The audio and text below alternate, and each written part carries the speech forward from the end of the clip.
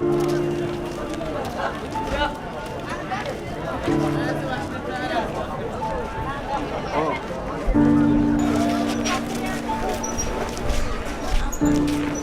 mother also.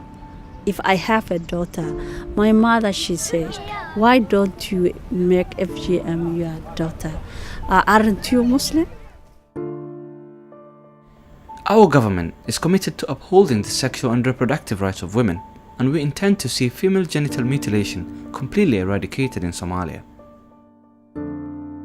Then if you say, Mama, FGM is normal, it is not related on religion, even if you want to ask the sheikh, then you are not going to tell me that lie. That is the lie. We are Muslim.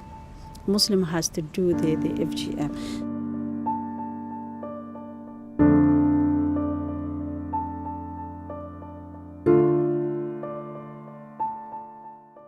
It's the elderly women who are doing it.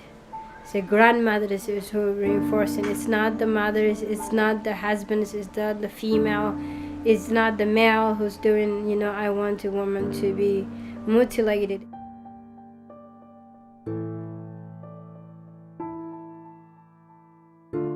In our people, Somali people, they believe if the lady has no FGM, there is no man who is going to marry her. Few of them are doing for money. If you talk to them and say, why are you doing this? And they say, if you pay me, I will stop doing it. It's my business. I feed for my family. And the woman will bring me, and I'm not going to say no because I'm making the money. So it's a financial issue is also there. It's a lot of aspects to need to be covered, but education is the key.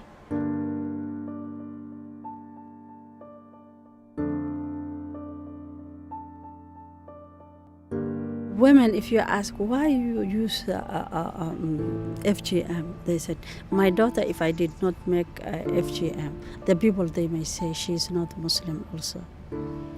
If you ask the religion people, they say it is not related, the Muslim FGM and Muslim, there is no any relationship.